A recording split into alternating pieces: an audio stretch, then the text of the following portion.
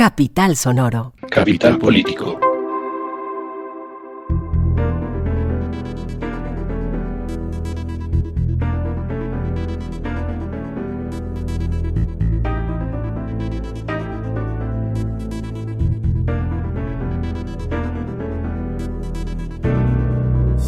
Capital Político es un podcast que 2 veces a la semana, semana tras semana, se ocupa de los temas más importantes de Colombia, Bogotá y el mundo. Mi nombre es Santiago Rivas y estos son nuestros temas de hoy. Para empezar, vamos a hacer un repaso por todas las cosas de la agenda política nacional. Después vamos a hablar del tema del día, que es la conciliación hecha entre el gobierno y los ganaderos tras la propuesta del gobierno Petro de comprar 3 millones de hectáreas para redistribución de la tierra. Después vamos a hablar sobre la reforma tributaria, específicamente qué es lo que está pasando, cómo pasaron de 25 a 22 billones y qué se espera para el trámite, además del, y por favor perdónenme el lugar común, rifirrafe entre el gobierno Petro y el Banco de la República. Para terminar, vamos a hablar sobre el Hospital San Juan de Dios y su salvamento, porque el gobierno Petro ya dijo que se salvó, pero ¿qué quiere decir eso?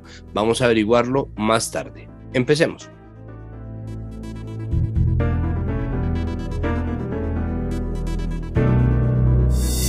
Para empezar, tenemos nuestro repaso de la agenda nacional. Para ello se encuentra con nosotros Claudia Ospina, como en todos los episodios de este podcast. Claudia, ¿cómo le va? Hola Santiago, ¿cómo va? Con mucho frío. Tenemos un montón de temas, la cosa ha estado no solamente muy interesante, sino de verdad muy dramática. Quisiera empezar con la nota más pequeña y es Francia Márquez decidió no conciliar con la persona que estuvo profiriendo insultos racistas contra toda la población afrocolombiana y especialmente y específicamente contra la figura de ella. Sí, efectivamente la vicepresidenta Francia Márquez anunció que no va a conciliar con la señora Luz Rubiano, que fue la persona que salió a dar estas fuertes declaraciones y muy reprochables en la marcha de la oposición. Y el argumento que usa la vicepresidenta, y que me parece completamente válido, es que ella siente que ha conciliado ya en ocasiones anteriores, como con la cantante Marvel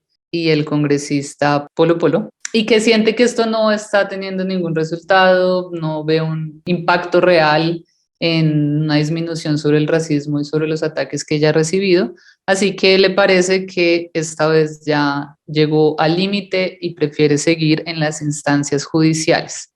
Esto hará que el 25 de noviembre se dé la audiencia de imputación de cargos, donde esta señora Luz Rubiano va a estar procesada por delitos de actos de discriminación y hostigamiento.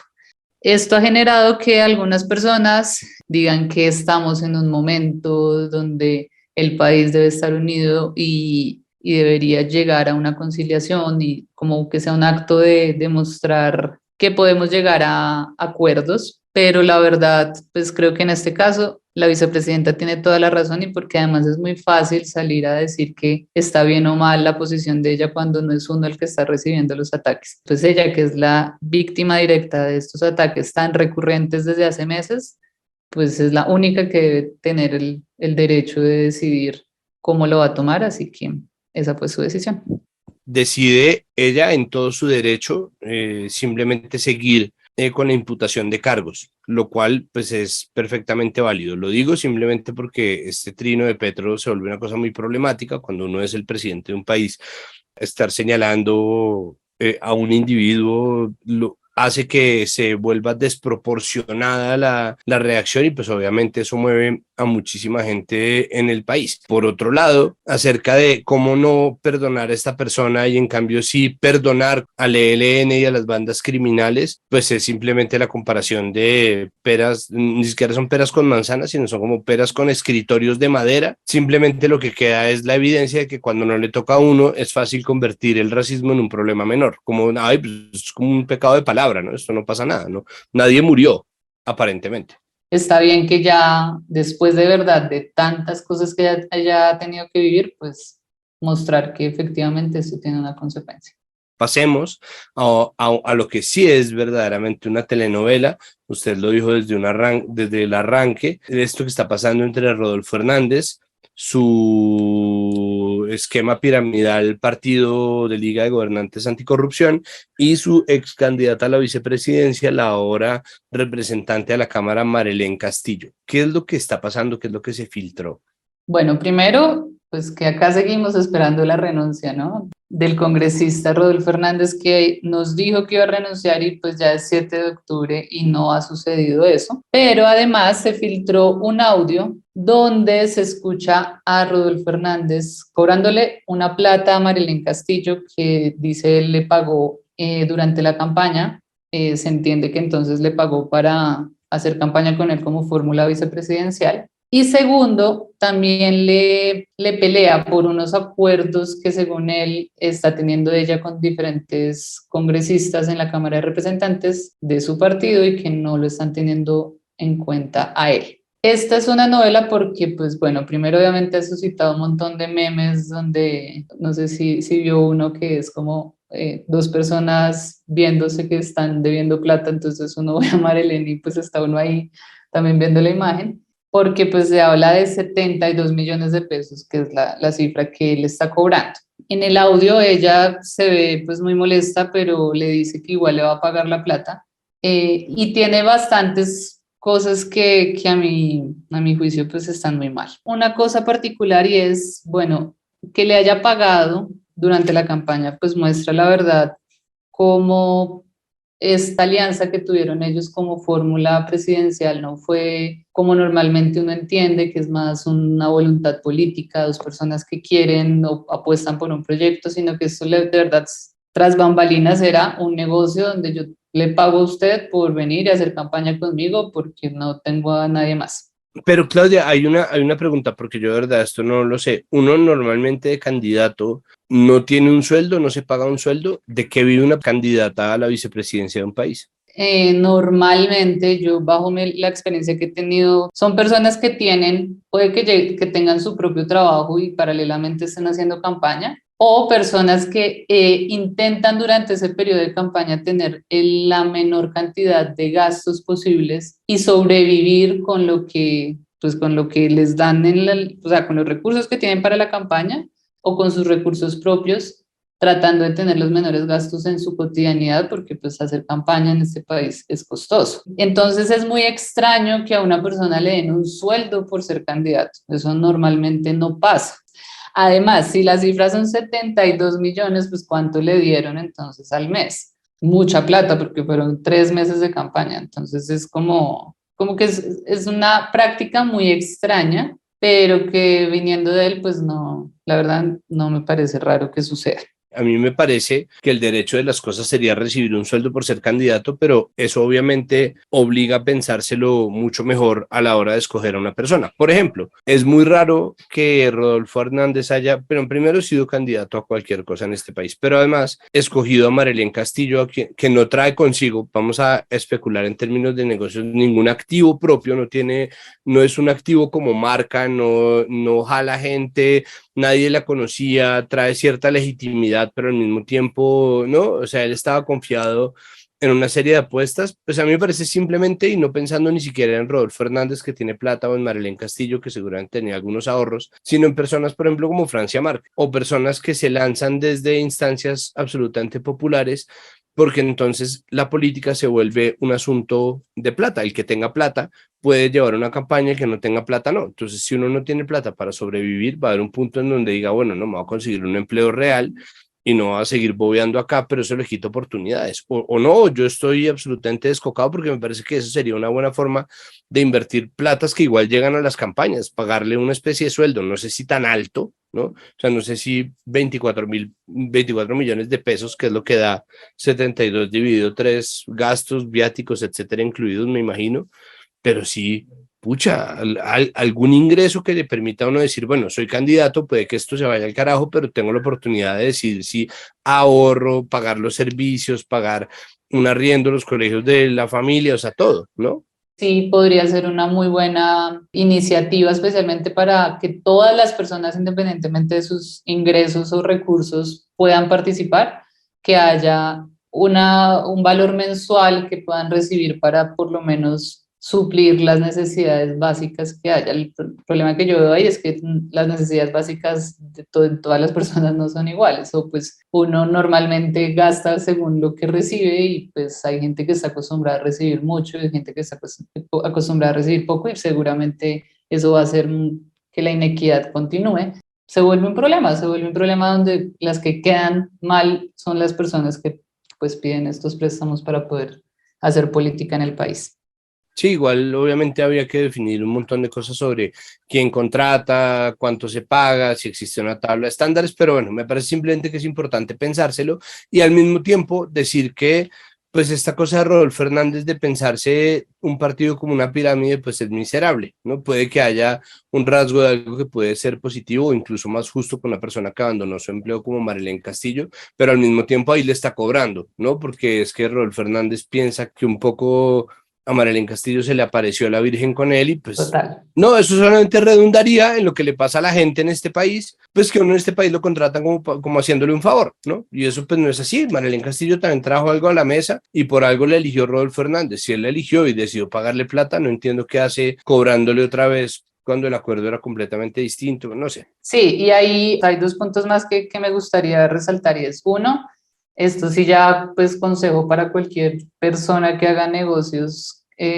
con alguien, dejen por escrita las condiciones. Y lo otro es que acá esto obviamente abre una puerta a investigar qué valores reportó él en cuentas claras sobre los gastos de su campaña, porque no hay un ítem como tal que diga sueldo de Marilyn Castillo, entonces pues seguramente acaba de entrar a revisarse bien qué reportó él, porque lo que uno reporta al final es lo que reponen después con los votos que se obtuvieron y pues acá también es donde uno ve que él quiere recibir de todo lado, ¿no? Él dice, esa plata era mía y me la tienen que devolver a mí, y ella también le dice, pero es que a usted le va a entrar plata por reposición de votos.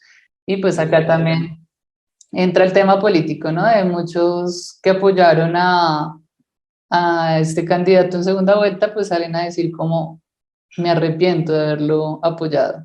Es una cuestión que nos va a acechar, yo creo que por al menos este primer año y medio de gobierno está muy difícil configurar una oposición, un poco porque como se ve también con los partidos de fútbol, las grandes generaciones tienden también a dedicarse mucho a sí mismas y no se ocupan de crear una cantera y los caudillismos son expertos en no dejar buenos herederos, ¿no? Entonces un poco todo lo que ahora es la oposición al gobierno Petro está disgregado y cifró sus esfuerzos y sus esperanzas en una persona que incluso a ellos y a ellas los ha decepcionado sistemáticamente y constantemente y de forma consistente. Entonces, pues ahí está.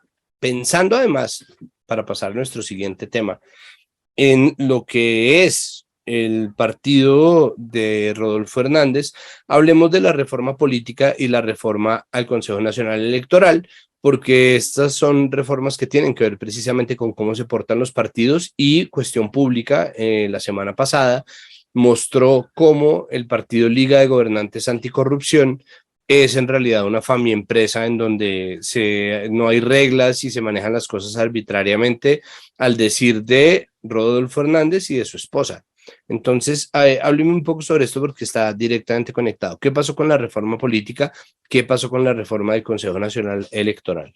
Bueno, empecemos con la reforma del Consejo Nacional Electoral, que es la historia más cortica. Pues simplemente quedó archivado el proyecto porque este martes en la comisión primera no fue aprobado el proyecto que buscaba reformar el Consejo Nacional Electoral. Esta iniciativa venía de los congresistas Ariel Ávila y Humberto de la Calle y tuvo 13 votos negativos y 7 votos positivos. Así que pues se archiva las declaraciones que dio el congresista Humberto de la Calle, es que le parecía pues muy triste y también un error que una reforma al Consejo Nacional Electoral no se incluyera en la reforma política y que además el gobierno no hubiera apoyado esta iniciativa, porque al final él considera que a pesar de que se cambien las reglas de juego, si los órganos de control no tienen independencia, pues vamos a seguir tal vez en lo mismo. Sí tenía mucha más lógica que estuviera eso metido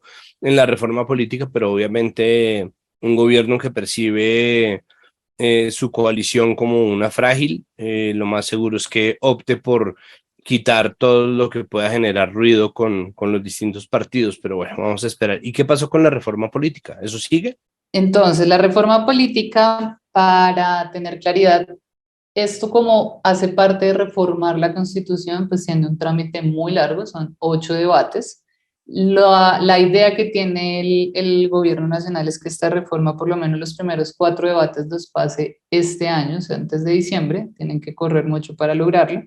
Y así en primer semestre del otro año, pues hacer los siguientes 4 debates. ¿Qué particularidad hay? Que en los debates que se hagan el otro año, los 4 faltantes, si el proyecto continúa, no se pueden hacer cambios al articulado. En estos primeros 4 debates sí, pero en los siguientes 4 no, sino que ya simplemente es votar lo que queda como tal aprobado. Entonces, esta reforma pasó su primer debate en comisión primera el 21 de septiembre y tenía su segundo debate en plenaria de Senado el miércoles de esta semana, pero pues el debate no se pudo terminar de dar y pues el quórum no estuvo completo y pues no pudieron continuar con la votación de este proyecto. Se alcanzó a aprobar los primeros 2 artículos y ya cuando iban a seguir con el articulado, pues no se pudo continuar, pero este debate seguirá la otra semana, quedó programado para el lunes, así que en el episodio de la otra semana, pues si llega a ser aprobado, contaremos bien qué quedó y qué no de este proyecto que ha tenido bastantes cambios desde su presentación. La que sí pasó en primer debate fue la reforma tributaria propuesta por el gobierno Petro y por el ministro de Hacienda, José Antonio Campo, que ha sufrido, como suele pasar con las reformas tributarias, cambios que la van convirtiendo un poco en un monstruo de Frankenstein. ¿En qué va el monstruo de Frankenstein? Como tiene mensaje de urgencia, esto permite que las comisiones debatan en conjunto. Entonces, ayer el primer debate era con la Comisión Tercera de Senado y la Comisión Tercera de Cámara, todas en el mismo lugar, votando al tiempo. Eso pues permite que sea mucho más rápido a hacer los debates cada uno por separado. Se planea que entre el 19 y 20 de octubre se den los debates en plenaria, que también van en conjunto, o sea, cada plenaria hace su debate como al tiempo. Ha tenido muchos cambios, es verdad, y esa fue una de los argumentos que dio ayer la oposición, especialmente en la voz de Miguel Uribe, donde dicen que les parece que a pesar de que hubo muchas audiencias, muchos debates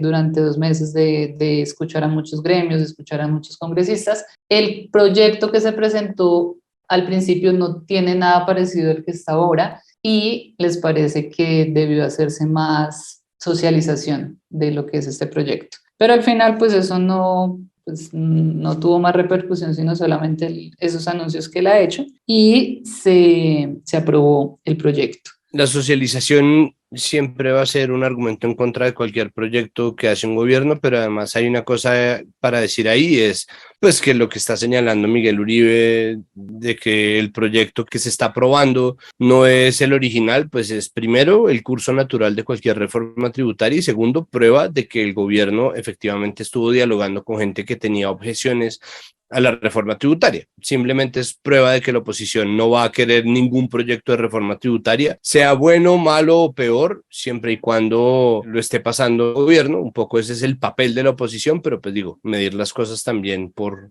su verdadero tamaño. Una cosa que también quiero acá hacer de reflexión es que la reforma tributaria, sea cual sea, tiene 2 factores para mi concepto muy difíciles en la socialización. Uno, que uno siente que igual le va a tocar el bolsillo y eso le duele a cualquier persona. Y dos, que son temas económicos y los temas económicos son muy difíciles de entender para la mayoría de personas. Y lo otro, como políticamente hablando, que sucedió ayer es que Cambio Radical sí se retiró y pues dijeron que ellos no estaban de acuerdo. De hecho, Germán Vargas Lleras también trinó que no están de acuerdo con esta reforma tributaria y pues se retiraron del debate. Centro Democrático, que es oposición igual, sí se quedó votando y pues participando en el debate que se hizo ayer.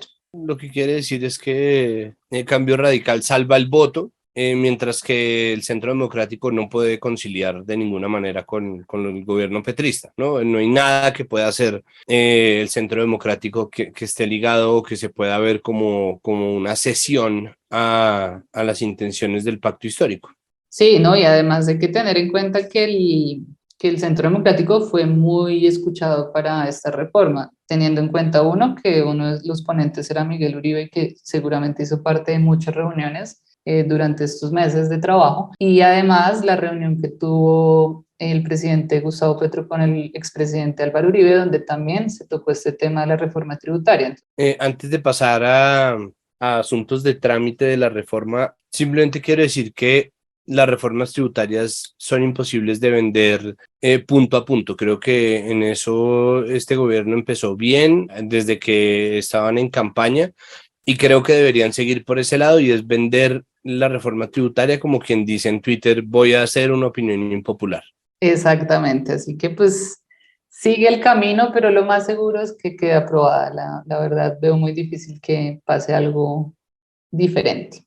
Bueno, esperemos a ver entonces qué ocurre de aquí en adelante con nuestra vida tributaria, que es la vida del Estado mismo.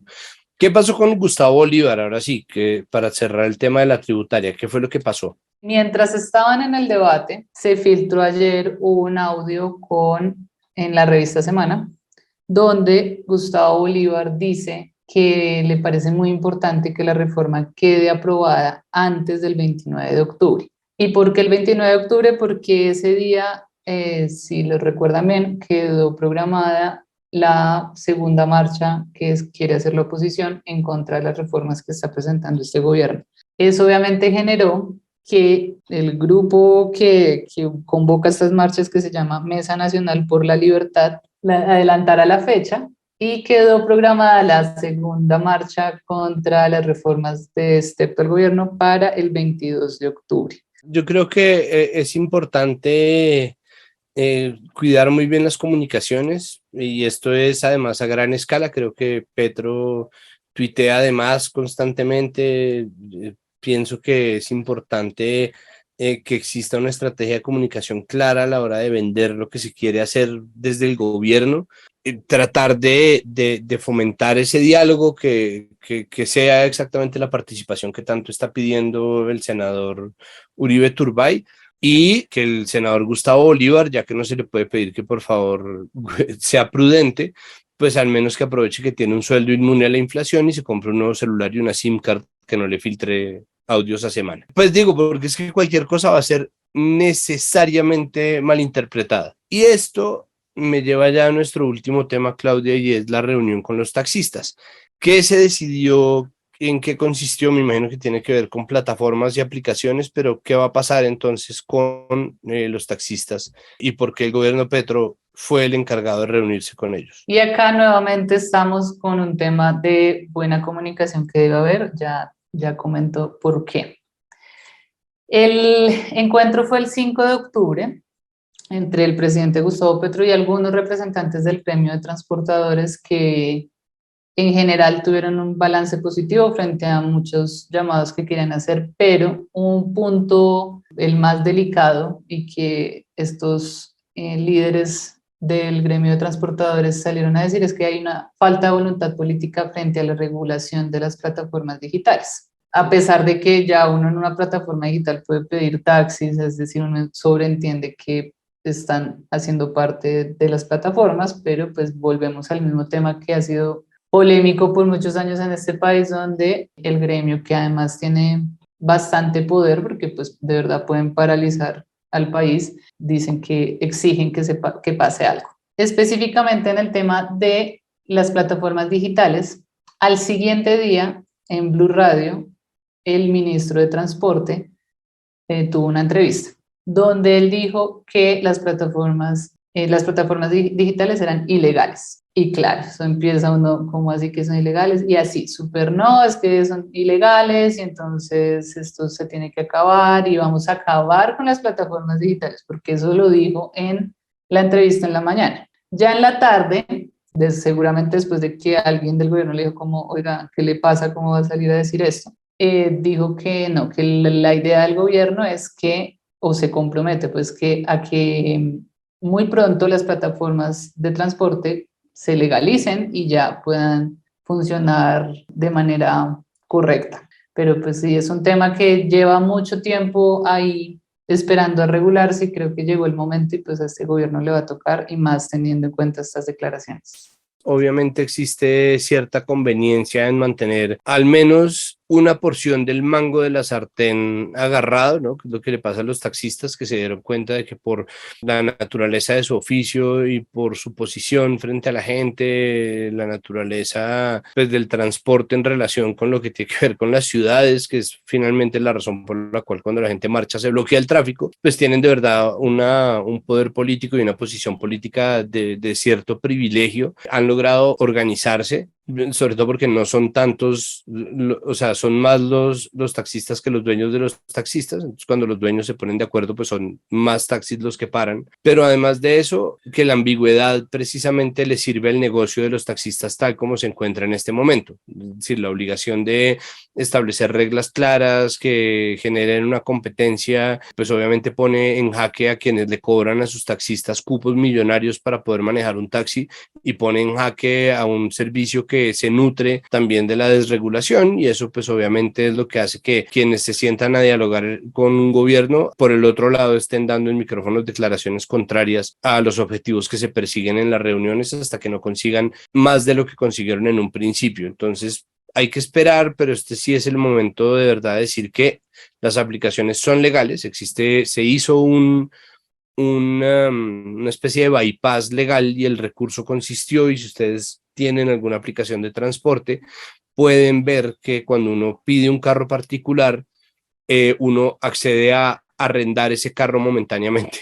Es una fórmula un poco ridícula, un poco exagerada y obviamente contractualmente tiene unas repercusiones duras cuando uno es usuario, pero pues el 99% de las veces no pasa nada malo y uno suelta el contrato de arrendamiento, paga lo que debe pagar, pero así fue como terminaron legalizándose sin que estén completamente reguladas estas aplicaciones. Entonces queda pues simplemente esa pieza para que no le crean al señor Hugo Ospina que lo que está haciendo pues simplemente como ha pasado todo este tiempo es tratar de matonear lo que es un negocio que no nació en vano, que es el negocio del transporte urbano en la ciudad. Claudia, muchísimas gracias por acompañarnos en esta sección. ¿Algo que añadir, algo que se quede en el tintero? No, por ahora no.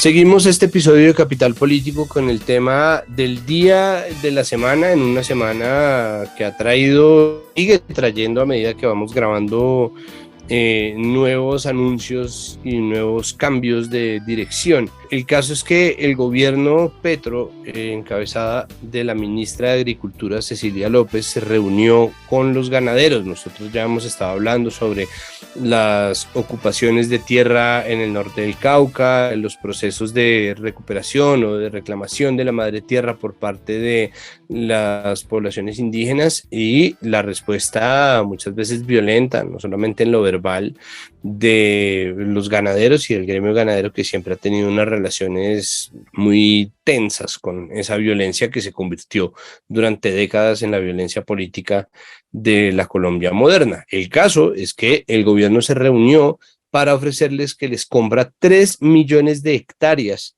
para redistribución de tierra. Para hablar sobre este tema, Juan Pablo Conto, nuestro periodista investigador, nos tiene una invitada. Juan Pablo, adelante. Santiago, sí, el gobierno nacional en cabeza del Ministerio de Agricultura anunció la compra de 3 millones de hectáreas a la Federación Colombiana de Ganaderos, Fedegan. Esto ha generado reacciones por lado y lado. Algunos hablan de que se estaría premiando a despojadores o a presuntos despojadores y otros lo ven como un paso hacia la promesa de una reforma agraria. Para indagar sobre este asunto, que no es nada fácil, vamos a conversar con Luisa María Acevedo, profesora de propiedad e investigadora en temas de tierras y conflicto, directora del Grupo de Investigación Justicia Transicional, Tierras y Paz de la Universidad de los Andes. Luisa María, bienvenida a Capital Político, ¿cómo está? Muy bien, Juan Pablo, mil gracias por la invitación. Encantada de conversar sobre estos temas tan importantes para el país. Luisa, ¿qué significa este acuerdo entre el gobierno y Fedegan en términos de lograr una reforma agraria como lo propuso Petro en campaña. Bueno, yo creo que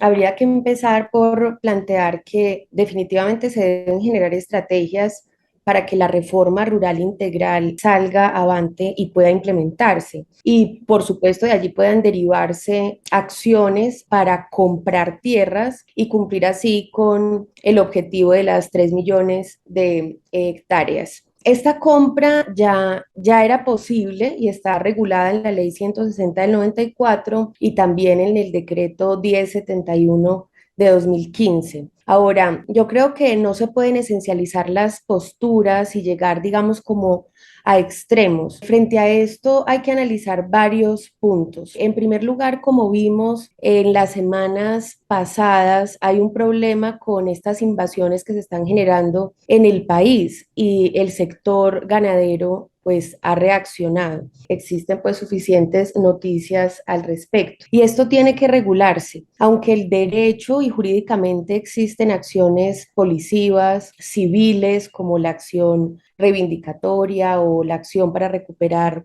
los predios más especializadas como la posesoria, etcétera, y también vías penales. Esto es muy costoso para el país en términos de conflicto. Entonces yo creo que pensarlo como una estrategia de diálogo, de conciliación que puede evitar conflictos, que puede evitar violencia, es una opción válida. Sin embargo, esto tiene muchos problemas. ¿Qué pasa? Las relaciones jurídicas que se pueden entablar con la tierra en el país, que son tres grandes formas: la relación de propiedad, la relación de posesión, que es una forma informal, y se le llama, digamos, coloquialmente invasión, y la explotación de baldíos, pues tiene hitos estructurales que no han permitido tener clara cuáles son esas relaciones que tenemos en Colombia con la tierra. Por ejemplo, no hay un inventario de baldíos, no tenemos claro qué es de propiedad privada y cuáles son predios públicos. Entonces, realizar una compra con tanta informalidad va a implicar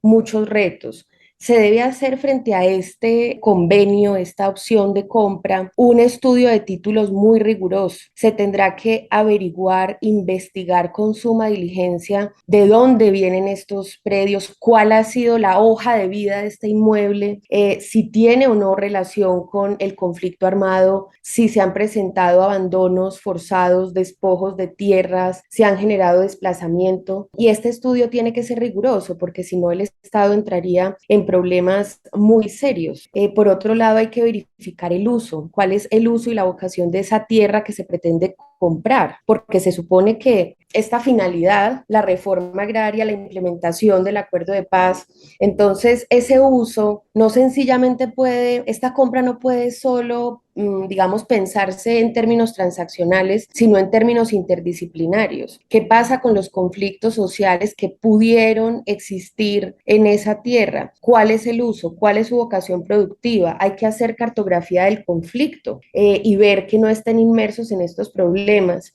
Adicionalmente, habrá que hacerse una verificación rigurosa de los procesos que pueden tener esos predios que se comprarían. Si hay acciones de otras personas, como acciones posesorias, o si la propiedad o la legitimidad de esa tierra está en manos de otros, eso también tendrá que estudiarse. Por supuesto, ver si están inmersos en procesos de restitución de tierras, ver qué pasa si son zonas de protección, ver si están en zonas de riesgos mitigables o no mitigables y por supuesto, pues estar completamente seguros de que estos predios no están inmersos en procesos ilegales. Entonces, yo creo que como solución para poder avanzar y buscar estrategias de diálogo y de conciliación que además puedan hacer más eficaz y rápida esta reforma, pues es válida, pero tendrá que hacerse un estudio muy riguroso. Por lo tanto, eso va a necesitar un despliegue institucional, es decir, tendrán que crear unas mesas técnicas o un grupo o una unidad que se dedique a hacer ese estudio.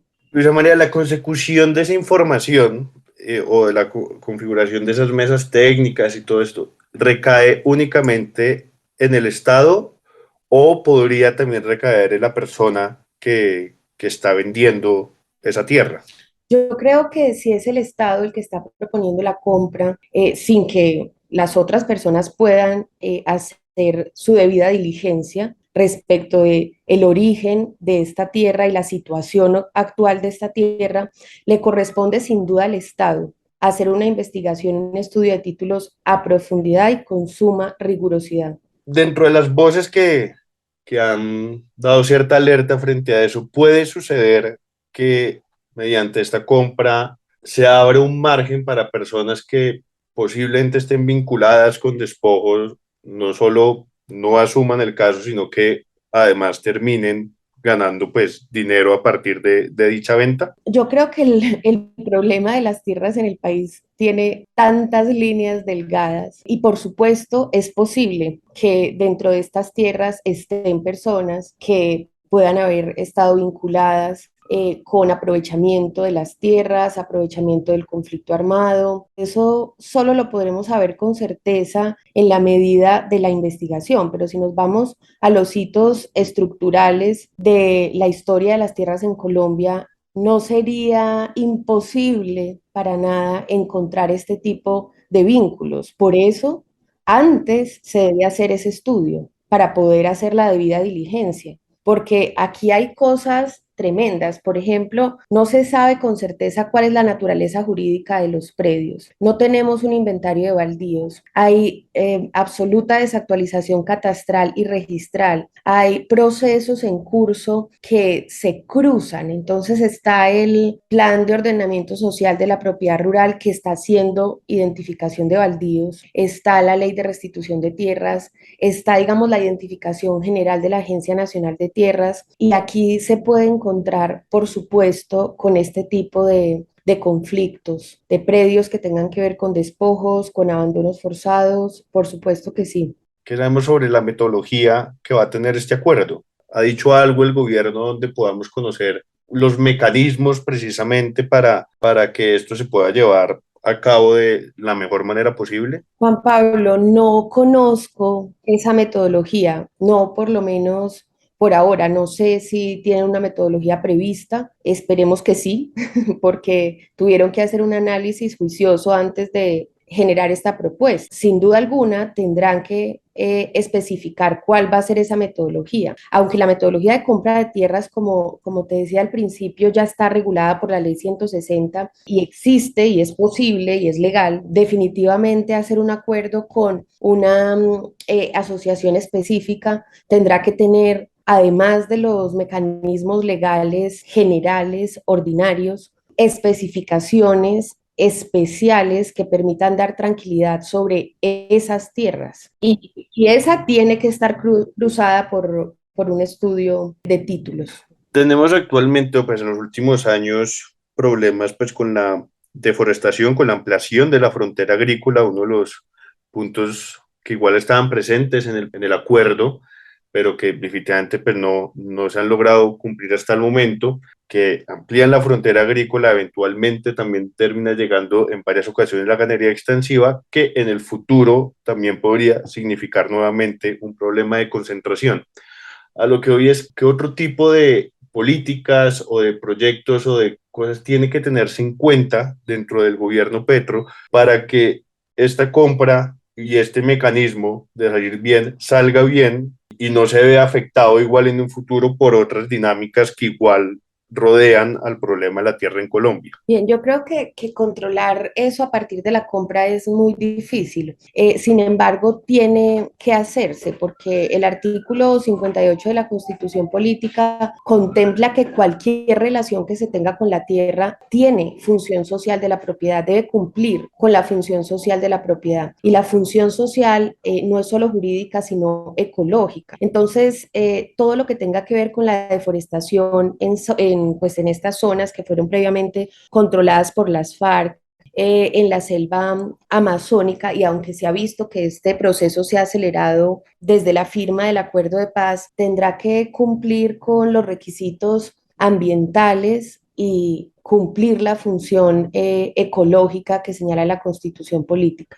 Y según eso, entonces, ¿qué otras políticas son importantes paralelas que el gobierno Petro debería tener en cuenta para evitar que se trunque, digamos, o que se afecte este proceso de compra de tierras? Bien, yo creo que acá tiene que prevalecer un principio, que es el principio de colaboración armónica entre las instituciones del Estado. Son muchas instituciones involucradas en el problema de tierras en Colombia. Está el Ministerio de Agricultura, está el Ministerio de Defensa, está por supuesto la Unidad de Restitución de Tierras, está la Agencia Nacional de Tierras, está el Plan de Ordenamiento Social de la Propiedad Rural y creo que debe existir una cohesión impecable para que no se crucen políticas públicas ni medidas legales. Es decir, tendrá que haber una coherencia frente al catastro, frente a la forma de identificación predial, frente a los nexos de causalidad que puede tener un predio con el conflicto armado. Tendrá que haber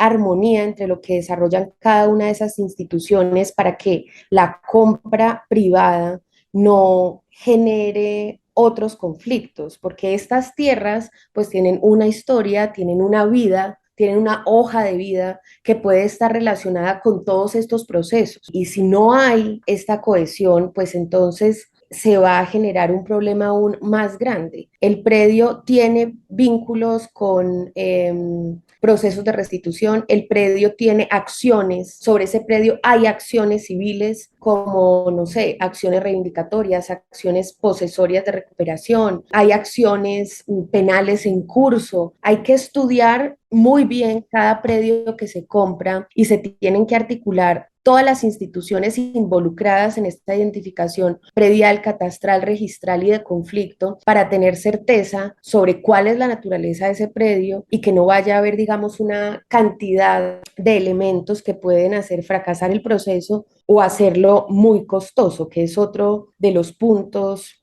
que han preocupado a varios sectores del periodismo y la academia, y es, bueno, ¿cuánto van a costar estos predios? ¿Cómo se va a medir ese costo, ese avalúo? ¿Qué pasa con las minucias de cada uno de ellos? Entonces, tiene que haber definitivamente una unidad específica dedicada y que esté coordinada con todas las instituciones del Estado que despliegan actualmente, por ejemplo, el Plan de Ordenamiento Social de la Propiedad Rural.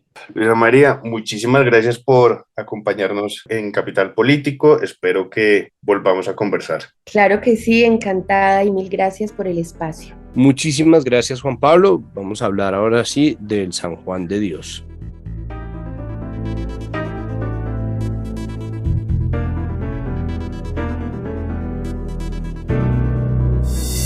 Continuamos este episodio de Capital Político con una noticia del distrito. Resulta que el presidente Gustavo Petro hizo un anuncio que trae consigo años y años de historia, incluyendo los 4 años de su alcaldía, en los cuales el Hospital San Juan de Dios fue un tema principalísimo. Esto ha suscitado, el Hospital San Juan de Dios ha suscitado documentales, discusiones, debates infinitos en el Consejo Distrital, debates infinitos en el interior del sector salud. El caso es que el presidente Gustavo Petro anunció que el Hospital San Juan de Dios se salvó. Queremos saber qué quiere decir eso de que se salvó el San Juan de Dios, y por eso se encuentra con nosotros José Cuesta Novoa. Él es concejal de la Colombia Humana. Concejal Cuesta, bienvenido a Capital Político. Muchas gracias por estar aquí con nosotros. Gracias a usted por la invitación, Santiago. Cuénteme, por favor, ¿cómo es esto de que el San Juan de Dios se salvó? ¿Esto en qué se mide? ¿Cómo se come? ¿Qué quiere decir? Habría que contextualizar un poco el desarrollo de toda esta información. Sin duda alguna, nos tenemos que situar sobre 2002, en donde se cierra el San Juan de Dios, lo termina asfixiando presupuestalmente la aplicación de la Ley 100. Y a partir de allí comienza un largo calvario para el San Juan de Dios y para sus trabajadores y trabajadoras. Solamente sobre 2011, sobre 2012, se logra tener, digamos, un avance significativo, ya cuando pues, el hospital estaba completamente cerrado. La gobernación de Cundinamarca, a través de la beneficencia, decide venderlo, y seguramente lo hubiese comprado el sector privado, que siempre ha puesto los ojos en los predios del San Juan de Dios para construir un proyecto de economía de mercado que se llama Ciudad Salud. En ese momento gana la alcaldía mayor de la ciudad de Bogotá el alcalde Gustavo Petro, y la primera determinación, o una de las primeras determinaciones que toma, es la compra de esos predios. Invierte 176.000 millones de pesos. ¿Se lo compra a quién? A la beneficencia de Cundinamarca. Pero hay que decir una cosa muy importante y es que este fenómeno de la administración por parte de la Beneficencia de Cundinamarca, del Hospital San Juan de Dios, ha estado rodeado de todo tipo de organizaciones, de políticos que se han dedicado a la práctica con la cual normalmente desarrollan sus actividades, que es la corrupción. En su momento, en 1937, el señor José Joaquín Vargas le donó toda la hacienda del Salitre, entre otros beneficiarios, al San Juan de Dios. Se lo robaron completamente. Es media ciudad de Bogotá destinado simplemente a la financiación de hospitales como el San Juan de Dios. Entonces, cuando se compra en 2012 por parte del Distrito Capital, el San Juan de Dios, aparece una cosa inédita, y es que duró 3 años y medio después de haberse desembolsado 176.000 millones de pesos para que aparecieran las escrituras. ¿Cómo se explica ese hecho?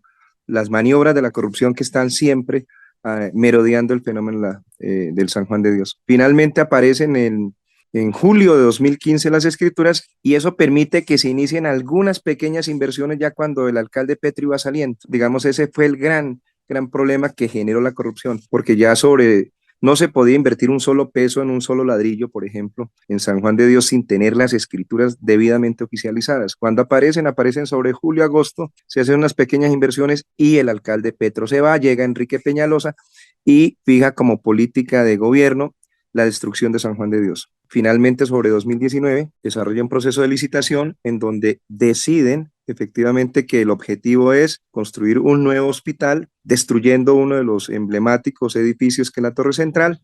Han logrado para ello que la Dirección de Patrimonio del Ministerio de Cultura les otorgue un nivel de protección específico para concretamente la Torre Central, que les permitía perfectamente la demolición. Finalmente hacen la licitación 2019 y la gana Copasa. 2020 llega la alcaldesa Claudia López, los sectores democráticos que estábamos impulsando la defensa de San Juan de Dios le pedimos a la alcaldesa que no firmara el contrato, finalmente lo firmó y se firma un contrato por medio billón de pesos, 506.000 millones de pesos para el proceso de la demolición de la Torre Central y por supuesto la creación en su momento, eso está establecido en el contrato, de un nuevo hospital que sería el Santa Clara. Eso viola concretamente, y con esto termino esta introducción, la ley 735 de 2002, que establece que el Estado colombiano debe proteger, restaurar y fortalecer el Hospital San Juan de Dios.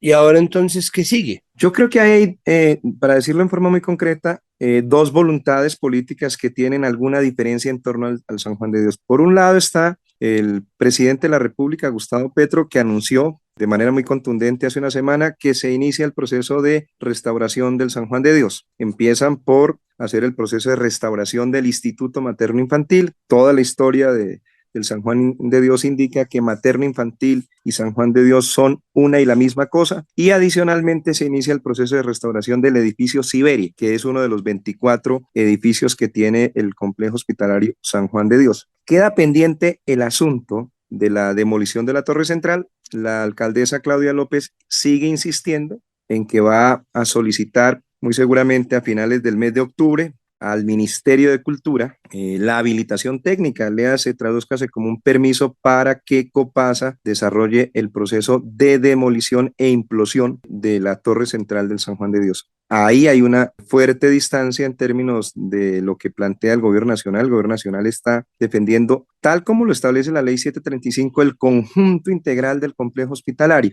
De tal manera que yo estoy completamente convencido que en el momento en que la alcaldesa Claudia López haga la solicitud a la Dirección de Patrimonio del Ministerio de Cultura para que le habilite el proceso de la implosión de la Torre Central, pues muy seguramente se le va a negar. Debo decir que cuando recién inicié mi actividad en el Consejo de Bogotá, que fue ahora el 21 de julio, yo le hice una carta a la ministra de Cultura que estaba designada, no posesionada aún, y llamé la carta Ministra de Cultura, salve usted el San Juan de Dios, porque teníamos la información de primera fuente respecto a que la Dirección de Patrimonio del Ministerio de Cultura del gobierno de Duque iba a habilitar el proceso de la demolición de la Torre Central del San Juan de Dios. La respuesta que nos dio a la carta que enviamos como bancada de concejales señaló con toda claridad que la voluntad del gobierno nacional es restaurar, proteger y fortalecer el Hospital San Juan de Dios tal como lo establece la ley 735 de 2002, que declara el San Juan de Dios como un patrimonio arquitectónico de la nación. Bueno, pero esto es un asunto que pasa por las oficinas del Ministerio de Cultura. ¿Qué implicaciones tiene, ya para cerrar, este salvamento del Hospital San Juan de Dios en términos del sector salud? Entonces, decir con claridad que lo más probable que vaya a suceder es justamente que cuando hagan la solicitud, muy seguramente el gobierno nacional va a rechazar dicha solicitud. Ahora, hay que entender, y en eso, pues, un poco para efectos de la comprensión, el gobierno de Claudia López está metido en un chicharrón, porque ya firmó un contrato con Copasa en donde uno de los términos de referencia del contrato es justamente esa demolición. Muy probablemente van a llegarse a una concertación de carácter dialogante entre el gobierno del presidente Gustavo Petro y la alcaldesa Claudia López, en donde muy seguramente toda la responsabilidad para adelantar todo el proceso de la restauración seguramente va a recaer en el gobierno nacional. ¿Cuál es el objetivo en el caso del gobierno del presidente Gustavo Petro? Convertir y volver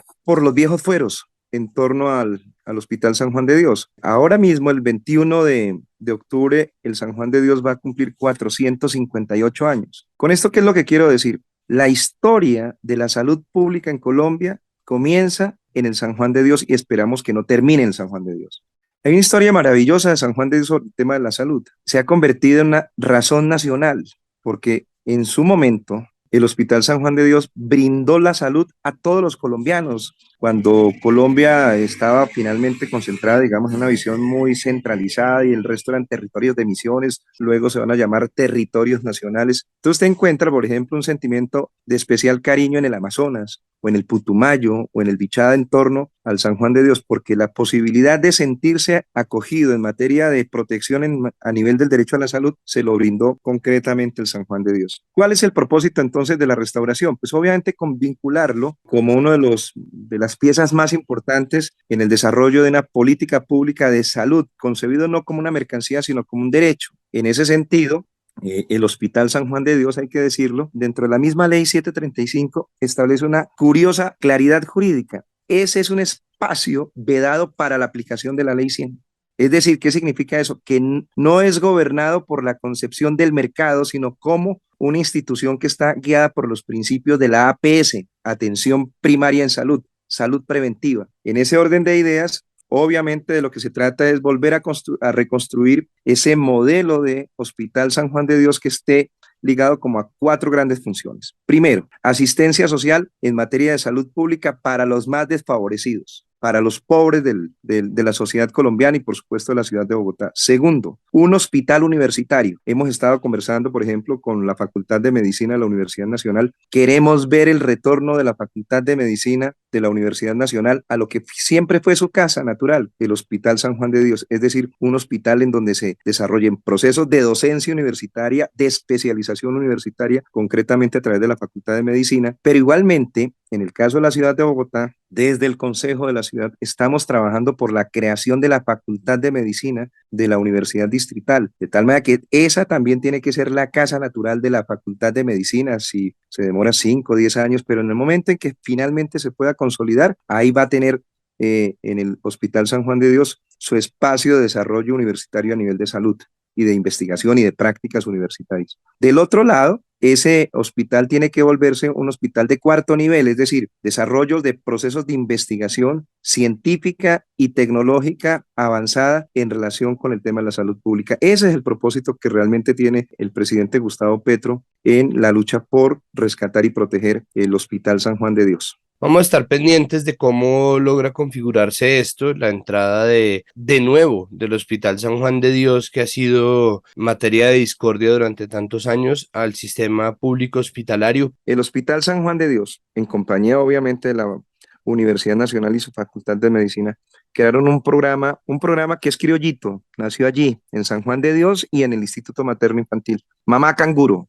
Y Mamá Canguro se ha convertido en un programa hoy mundialmente exportado y transferido a todos los lugares más insospechados del planeta, en el Asia, en el África, por supuesto en Europa, por supuesto en toda América Latina, etcétera. Recogen prácticas de investigación universitaria que surgieron de ese binomio de oro entre el Hospital San Juan de Dios y la Universidad Nacional. Quería destacar eso un poco para mostrar todo lo que ha hecho extraordinariamente y el Hospital San Juan de Dios en favor de la vida de los colombianos y por supuesto de los seres humanos en todo el mundo. Perfecto, pues vea, teniendo todas estas variables en cuenta, esperemos a ver cómo se logra incluir al San Juan de Dios dentro del sistema público hospitalario. Vamos a ver si es el comienzo de algo o si es la culminación de este proceso que duró tanto tiempo. Muchísimas gracias, concejal Cuesta, por estar con nosotros aquí en Capital Político, y bueno, cualquier avance me imagino que nos volveremos a encontrar. Santiago, muchísimas gracias por la invitación para participar en su programa.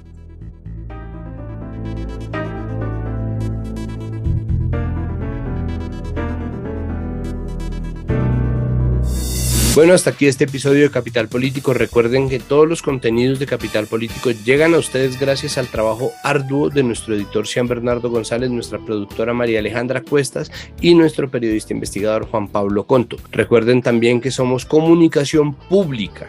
Capital Político es un podcast que hace parte de los contenidos de Capital Ahora, que son todos los contenidos noticiosos y de análisis del sistema de comunicación pública Capital, y no necesita ningún tipo de financiación aparte de la que ya se recibe por los dineros públicos. No tenemos un sistema de suscripción ni una pared de pagos, no le vamos a vender cómodos planes como se hacen los de las bicicletas. Nosotros simplemente les estamos pidiendo que disfruten de los contenidos que les ofrecemos y sobre todo que nos recomienden. Si ustedes sienten que aprendieron algo nuevo, que se sienten bien informados, que les damos un análisis sopesado, sosegado de las noticias y de la actualidad, recomiéndennos, peguen el enlace a este podcast en sus redes sociales, en sus chats familiares, en todos los espacios donde ustedes compartan información para que crezca la comunidad alrededor de estos contenidos y sobre todo de Capital Político. Hasta nuestro capítulo de mitad de semana, disfruten de este fin de semana.